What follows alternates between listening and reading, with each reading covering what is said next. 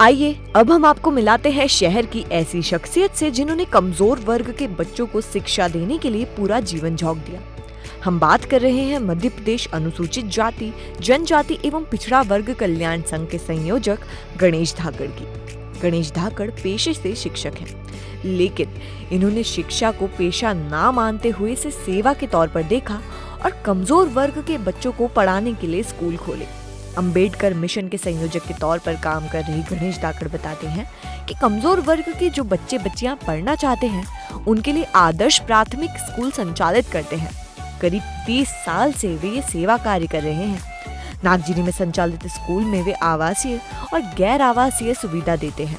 रतलाम के अति पिछले क्षेत्र सैलाना, बांजना और सातुरुंडा में वनवासी बच्चियों को प्राथमिक शिक्षा देने के लिए 3 स्कूल संचालित कर रहे हैं ताकि वनवासी बच्चियों तक भी शिक्षा की किरण पहुंच सके और अनपढ़ता के अंधियारे को शिक्षा के उजाले से दूर कर सके।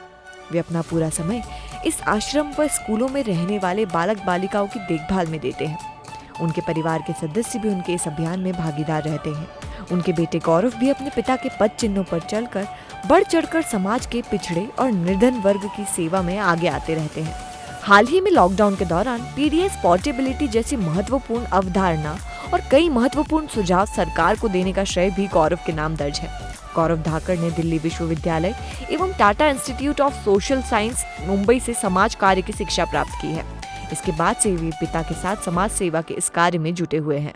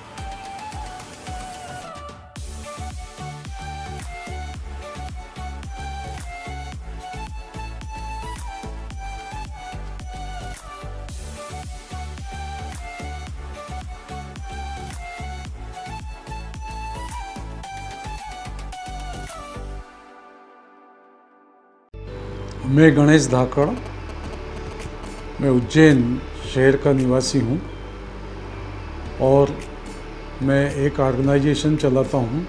उस ऑर्गेनाइजेशन का नाम है मध्य प्रदेश अनुसूचित जाति जनजाति पिछड़ा वर्ग कल्याण संघ उज्जैन। इस ऑर्गेनाइजेशन के माध्यम से गरीब और वंचित समुदाय के जो बच्चे हैं, बच्चियाँ हैं, जो पढ़ना चाहते हैं, जिनको कि शासन की योजनाओं के लाभ की आवश्यकता है, उनके लिए मैं लंबे समय से काम कर रहा हूँ कि वे शिक्षित बने और शिक्षित बन करके अपने जीवन स्तर को ऊपर उठाए और समाज की मुख्य धारा से जुड़े। इसके लिए ऑर्गेनाइजेशन ने एक आवासीय विद्यालय का संचालन किया है, जिसमें बच्चे आवास, भोजन और शिक्षा का लाभ ले रहे हैं। साथ ही एक गैर आवासीय भी यूनिट यहाँ पर संचालित की जाती उज्जैन में, जिसमें बच्चे जो आसपास की जो पिछड़ी बस्तियों के जो बच्चे हैं, बच्चियाँ हैं, वो आते हैं, पढ़ाई करते हैं, मध्याह्न भोजन का लाभ लेते हैं और अपने घर शाम को प्रस्थान करते हैं। उन बच्चों के लिए भारत सरकार के सामाजिक न्याय और अधिकारिता मंत्रालय के सौजन्य से काफ़ी सुविधाएं प्रदत्त की गई हैं।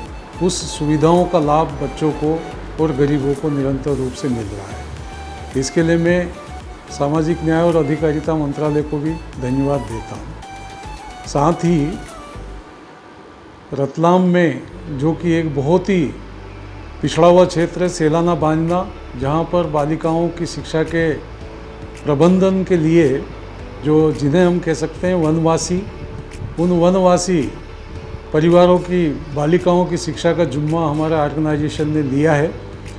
उन बालिकाओं की प्राइमरी एजुकेशन तक का जुम्मा हम लेते हैं।